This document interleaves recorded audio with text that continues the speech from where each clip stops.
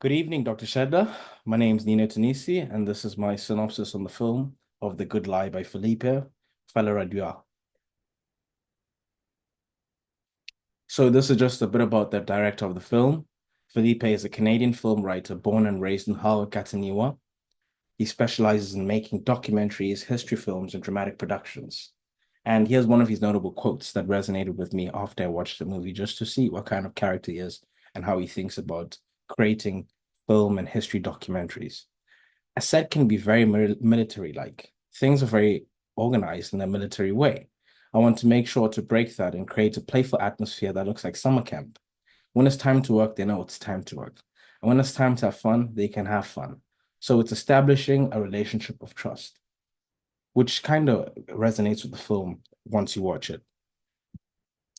So here's a synopsis of the film. I've just got 4 points. I'll cover the points of the journey of the Lost Boys of Sudan, the cultural adaptation, sacrifice, and brotherhood, and Kerry Davis and resilience within the film.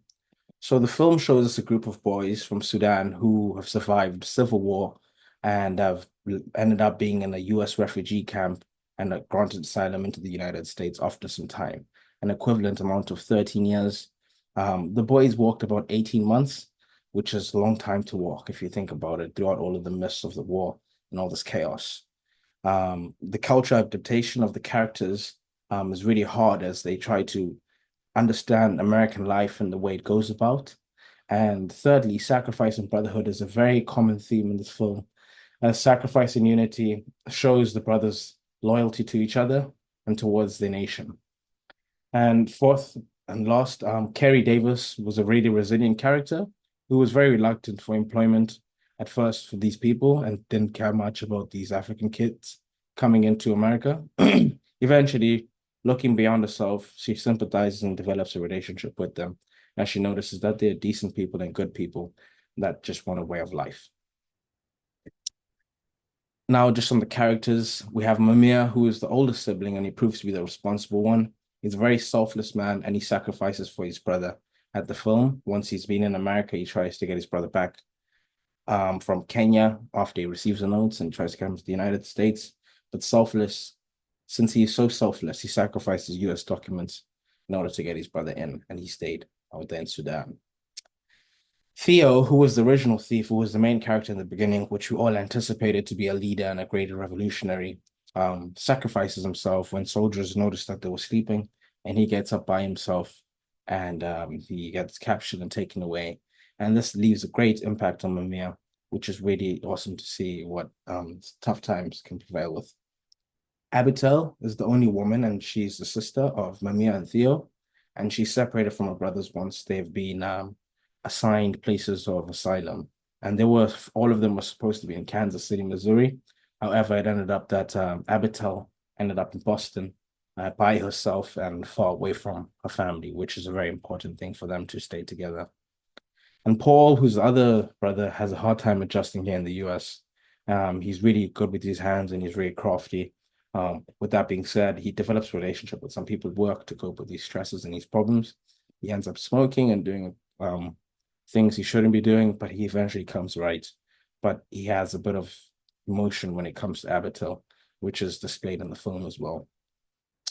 And Jack is Carrie's boss, who has a farm, and he at first was very reluctant in helping the boys, insisting that we don't get caught up in the emotional and personal aspects of them.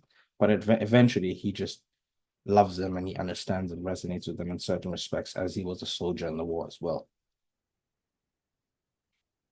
A bit about cultural views. The Lost Boys of Sudan cultural views depicted as they struggle to accept a new reality, which is living in America, working a 9 to 5, staying in a roof, having a house, water, and being blessed enough to earn some money. And they really find it really hard as in their past life. Um, they worked hard, but it didn't entail staying in a home and entail paying bills. And they see how selfish America is in terms of people sharing and things like that. And that's really prevalent on Jeremiah's part when he works at the store for one of his bosses as he notices that they throw out all this food and he stops and he says, "Hey, I'm sure there's some people who'd like it." And the boss is really reluctant as he's a businessman and says, if the food was free, people wouldn't come here to shop. Um, So that's the boys' views from Sudan. They're just really humble, giving, and respectful people. And Carrie's fast-paced life and stressful American culture is so important at the beginning to see the change in her and the sacrifices she made. And she eventually adopts Abigail from Boston since no family in Kansas wanted her. And that's really selfless of her. And she really extended her arm more than anything. So these are some of the themes we've attended in class and we've actually gone through. The effects of colonialism, which is hunger, war, and oppression, and the Arab military and oil in Ethiopia at the time when we're discussing this film. It's really prevalent to see that the Civil War was not started based on trivial matters, more than anything, just about land disputes, oil, and discoveries of resources, and just a lot of differences amongst the people. So it was really hectic and chaotic to see, but great movie overall. And intercultural problems, which we did a project on more recently and presented this week. You can see that there's territorial disputes in the border regions of Al Fashaga, clashing over land and resources and religious beliefs.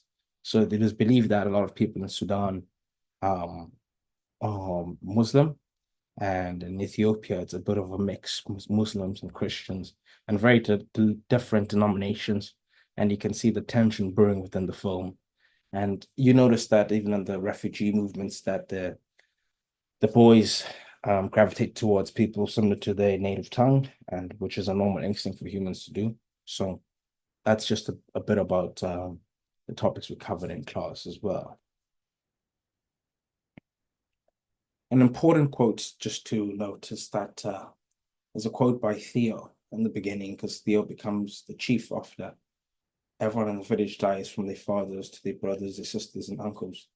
He says, I want to live. I don't want to die, which is a very focal point and a very important quote to note.